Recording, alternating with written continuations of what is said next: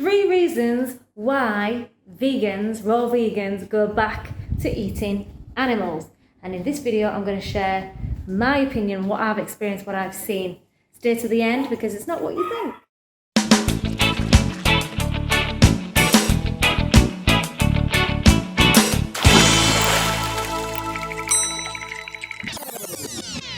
Hello, welcome back to my channel. My name is Toni. If you are new here, welcome. We talk a lot about raw veganism, but also spirituality and how we can connect to our higher self through the foods that we eat, but also to not just get the dream body, but to live a fantastic, thriving life. If you haven't already, do subscribe and turn on the bell notification to get notified and also to support the channel.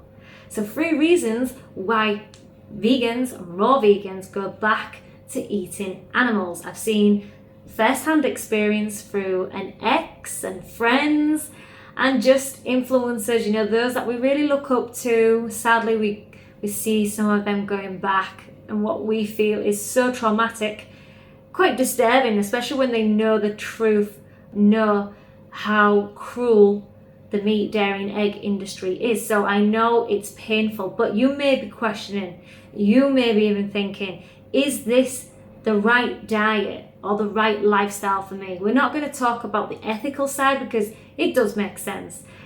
You're not contributing to the suffering of animals, but on a health stance, are we doing the right thing? And I know for some are questioning and curious to know, why do they go back?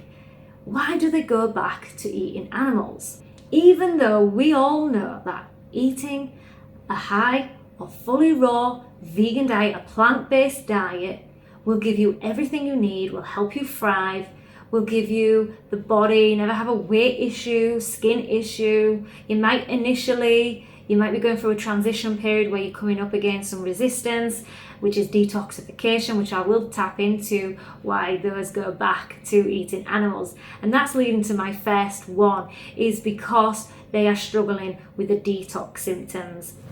And the detox symptoms can range from headaches through to fatigue, coming out with skin rashes, maybe even their issue that they had that they're trying to resolve has become worse. So you do panic. You go into this fear, scared, because we have been conditioned, we've been programmed out there that we need to have a balanced diet of proteins coming from animal products, animals, their flesh, their secretions, when actually this is not going to relieve you. This is actually just going to put a band-aid on whatever you're going through and not actually deal with the root cause. So those that don't give it long enough, if you can just hold on and go through, lean into the detox symptoms, then you will come out the other side. But those aren't prepared. Not everybody's prepared to go through what it takes to heal, to get the results, to thrive on this lifestyle. And there are many factors. Some of us are constantly in the cleansing, the cleaning out the gut, which is very, very important. We all want to be mindful of what we're consuming, what we're putting down in our GI tract, and how we can eliminate. The focus on detoxification and cleansing is to eliminate, but for some raw vegans, they stay in that cleansing rather than the building phase, especially when you've come from a juice cleanse, which is something I teach quite in depth about because I've done 2 long juice cleanses, and this is really helpful for cleaning the gut. But this should not be consistently going on in your lifestyle. And I feel there's many that get trapped in this cleansing, this detoxification phase, without focusing on the building, the rebuilding of the gut, the rebuilding of living this freaking lifestyle to a high or fully raw vegan diet. The fear of being worried about, is this the way forward? Yes, it is. If we can lean into it, lean into the uncomfortability. It's like going to the gym. When we work out, it's not easy at first. Even just getting to the gym is challenging initially. But once you create momentum and lean into it, you get to the gym using the heavier weights. When we're building, we need to strengthen. And it's the same thing. We want to strengthen the microbiome. We want to strengthen the gut walls. the gut so that you can consume these high amounts of raw material. Because sadly, we've been using fake food, processed foods, cooked food that's lost all their hydration, all the water, the enzymes, the phytonutrients. We've lost most of that in cooking. And now you're going to a high, rich, nutrient-rich diet, very fibrous. It's a shock to the system. But if you can trust the process, lean into it, which I share in my membership group. So if you do want support, then check that out. Also, I have an ebook, free ebook that can help you transition.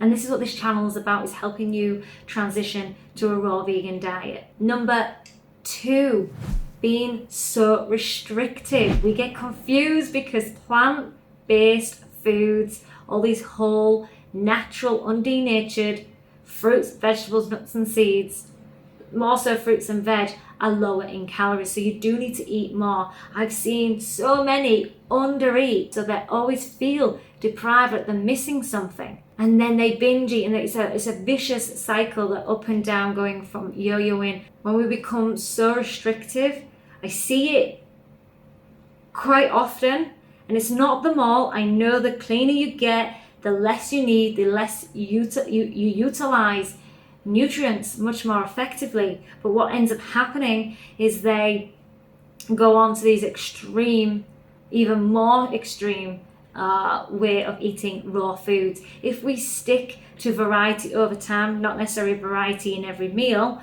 having an abundance of fruits, vegetables, nuts and seeds without restricting, no calorie counting. It's a lifestyle, a diet that you do not ever have to calorie count. I don't believe anybody that needs to calorie count when you're on your natural biological diet. So eat plenty. If you're eating a standard diet right now, you have a full bowl of cereal and milk, just for example, for your breakfast. That could be 500, 600 calories, maybe more, depending on the size. So that means we want to be looking at smoothies, especially bananas and dates, which are higher calories. Put them in. Put 800 to 1,000 calorie smoothie. Sip it slowly. Take your time in drinking the smoothie, but get the calories in. So they go back because they're always hungry. And also we have to consider that there is a transition time, which I'll keep stressing. Transition time to absorb these fibrous foods, these raw foods, to allow the microbiome to adjust to these foods. You won't start having this hunger feeling. You have to look at how much you're eating.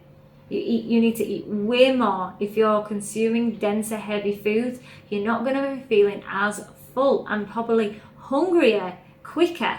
So it means to eat more. And eat more nuts and seeds in the transition phase. I generally love to eat smoothies, fruits throughout the day, and then later in my day I have something a little bit more high fat, more grounding.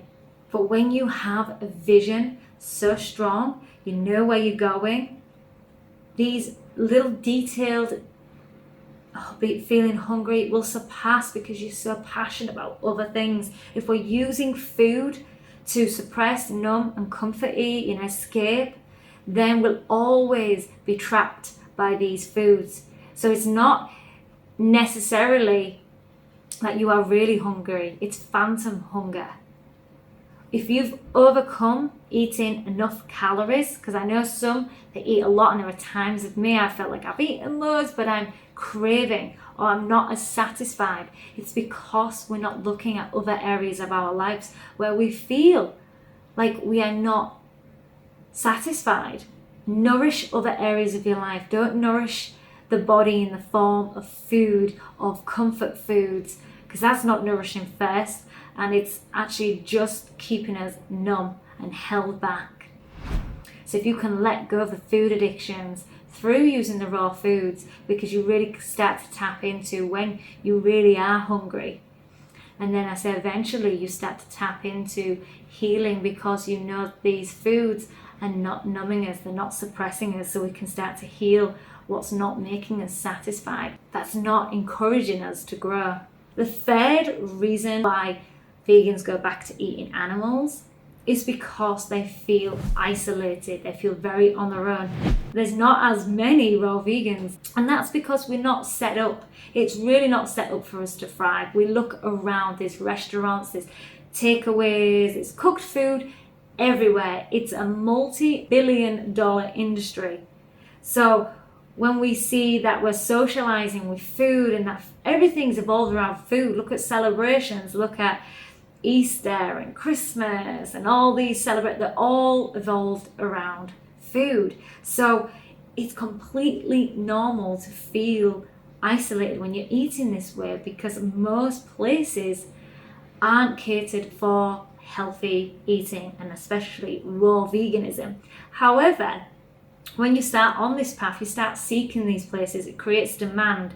You're obviously sharing about this lifestyle or asking around, you start to open up more possibilities, but not just possibilities, but your mind starts to go to work on where are these places, and there's more places than you think. But then let's have a look at how we can create that demand, or start looking at how we can replicate those dishes that you really enjoy in raw format, or get back to simplicity of just eating, just fruits and vegetables without all these additives, without all these chemical sources. I've created a membership group. I've also got a free group called Raw Living on Facebook, but I have a membership where you work very closely with me.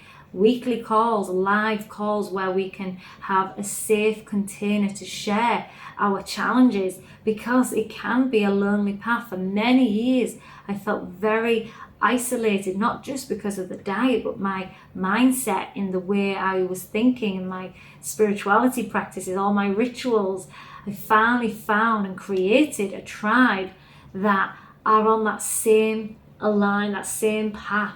And if you're feeling like you want to come together, and even if it's just to observe and to see if it's for you, then come and join just the monthly. There's a monthly and a yearly membership.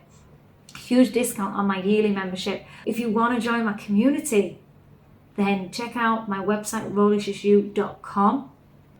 I look forward to seeing you in there. Be, feel, and stay Rawlicious.